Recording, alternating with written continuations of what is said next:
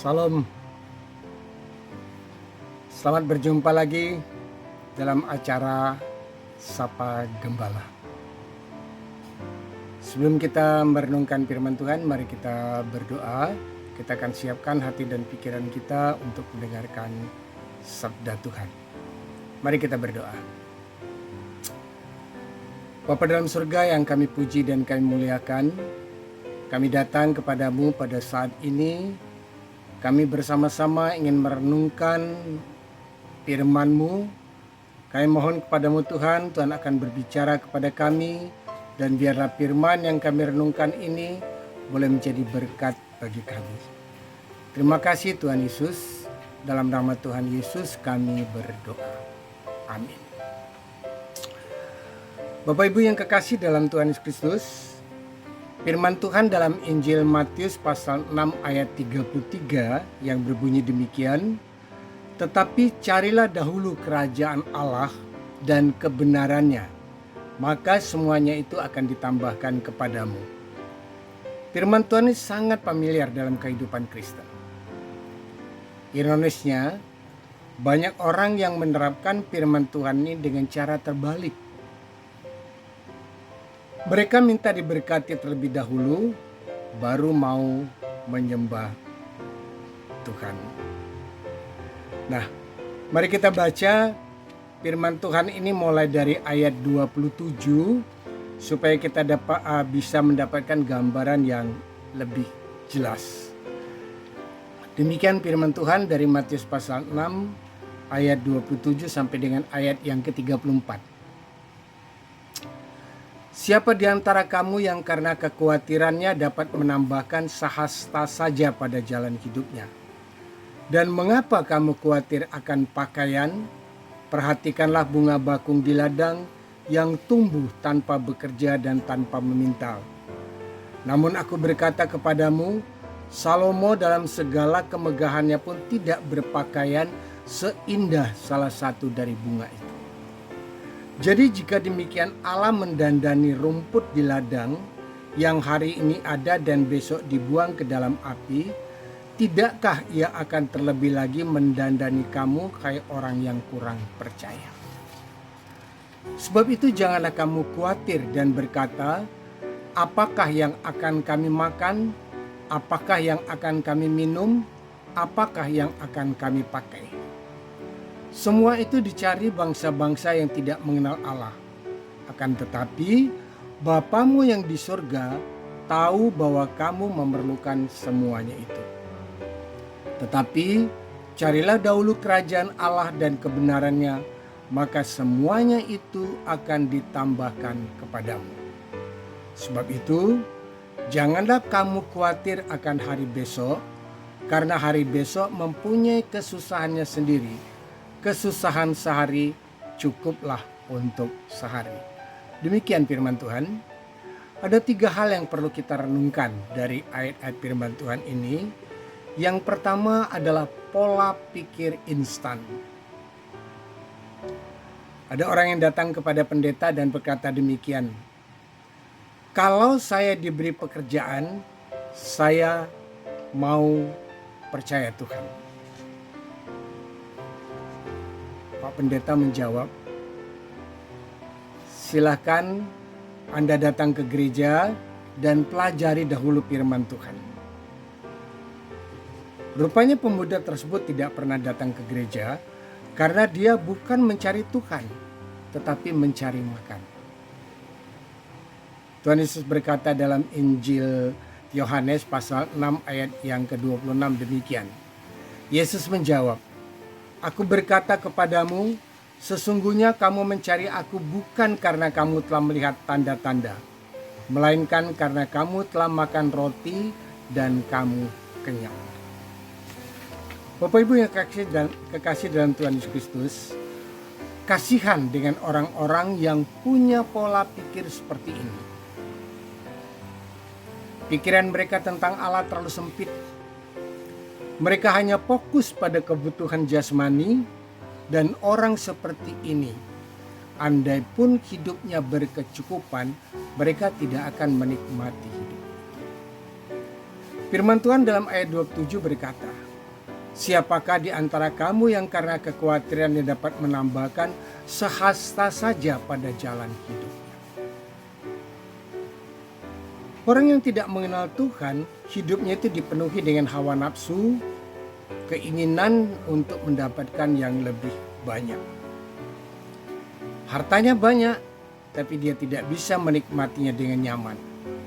Dia tidak bisa tidur nyenyak karena selalu dihantui rasa khawatir.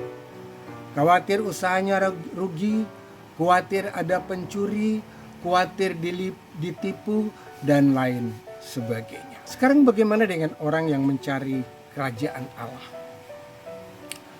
Ketika kita mencari kerajaan Allah, kita akan mengerti apa itu kehendak Allah terhadap kita. Karena kita mencoba untuk mendalami, mencoba untuk mengerti hatinya Allah. Dan kita akan berjalan sesuai dengan rencana Allah. Jika telah demikian, Allah akan memberkati dan mencukupi hidup kita. Seperti yang tertulis dalam ayat 27b. Akan tetapi Bapamu yang di surga tahu apa yang kamu butuhkan. Dia tahu apa yang kita perlukan. Mari kita lihat contoh-contoh dalam firman Tuhan bagaimana cara Allah memelihara umatnya. Dalam perjanjian lama kita melihat bangsa Israel itu dipelihara oleh Tuhan, diberi makan mana, diberi makan daging burung puyuh, tidak tanggung-tanggung selama 40 tahun. Kemudian dalam perjanjian baru kita melihat ada 5.000 orang laki-laki plus istri dan plus anak dikenyangkan dengan 5 roti dan 2 ikan. Dalam kehidupan nyata ada cerita tentang seorang ibu yang sebut saja namanya Ibu Lila. Ibu Lila berdoa untuk biaya kuliah anaknya. Hari Minggu ketika dia baru selesai pelayanan sebagai MC, seorang jemaat mengajak Ibu Lila untuk berbicara. Jemaat tersebut berkata kepada Ibu Lila, "Ibu, Tuhan menggerakkan hati saya untuk membantu biaya kuliah anak ibu." Demikian ujar Ibu Lila sambil menyodorkan sebuah amplop yang lumayan tebal. Bapak Ibu, perhatikan lagi ayat 30, janji Tuhan terhadap orang yang percaya. Demikian bunyi firman Tuhan dalam ayat yang ke-30.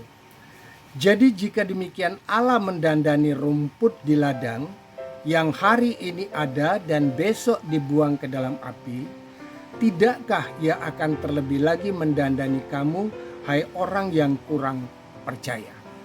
Matius 11 ayat yang ke-30. Cara Tuhan memelihara kehidupan orang percaya itu berbeda-beda.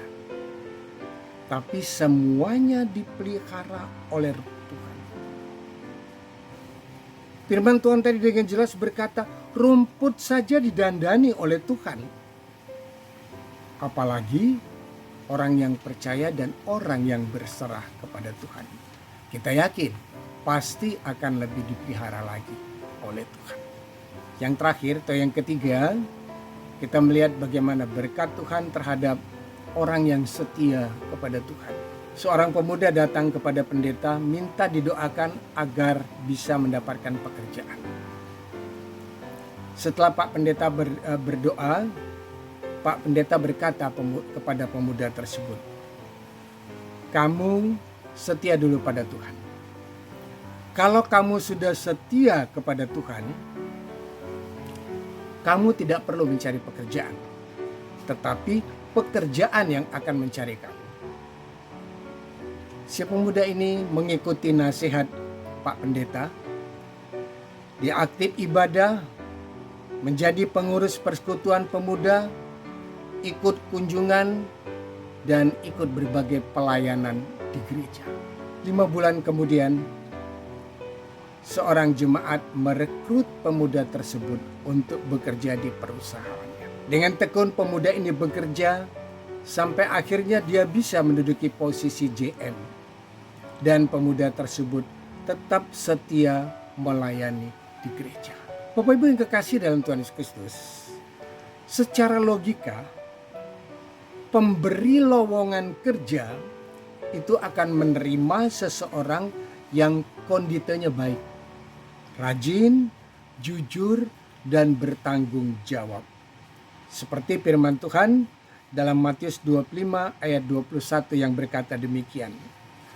Maka kata tuannya itu kepadanya, baik sekali perbuatanmu itu, hai hambaku yang baik dan setia. Engkau telah setia dalam perkara kecil, aku akan memberikan kepadamu tanggung jawab dalam perkara yang besar. Masuklah dan turutlah dalam kebahagiaan Tuhan. Kepada orang yang setia pada perkara yang kecil, maka kepada orang itu akan dipercayakan kepadanya untuk melakukan perkara yang besar. Ketika saudara mengutamakan Tuhan dalam hidup saudara, maka Tuhan juga akan memperhatikan dan memelihara hidup saudara. Kesimpulannya, banyak orang yang gagal dalam pekerjaan, gagal dalam keluarga, pernikahan, dan sebagainya. Lalu orang ini menyalahkan Tuhan. Padahal ketika mereka memulai sesuatu, sama sekali mereka itu tidak bertanya pada Tuhan. Mereka hanya mengandalkan kemampuan sendiri, dan ketika mengalami kegagalan, mereka menyesal, kecewa, dan frustasi, lalu menyalahkan Tuhan. Bapak Ibu yang kekasih dalam Tuhan Kristus, ketika kita mencari kerajaan Allah, maka kita akan berjalan sesuai dengan kehendak Allah. Kita dituntun oleh Allah, kita menikmati sukacita dan kebahagiaan bersama dengan Allah. Biarlah firman Tuhan ini boleh menjadi berkat bagi kita semua. Mari kita berdoa. Tuhan Yesus, terima kasih ya Tuhan, kami boleh merenungkan beberapa ayat firman-Mu yang memberikan keyakinan kepada kami. Jika kami mencari kerajaan-Mu, jika kami taat padamu, maka Engkau akan memelihara kami. Dan biarlah firman Tuhan ini boleh menjadi pegangan kepada kami, menguatkan iman kami, dan kami tetap setia kepadamu sampai pada akhir zaman. Dalam nama Tuhan Yesus kami berdoa. Amin.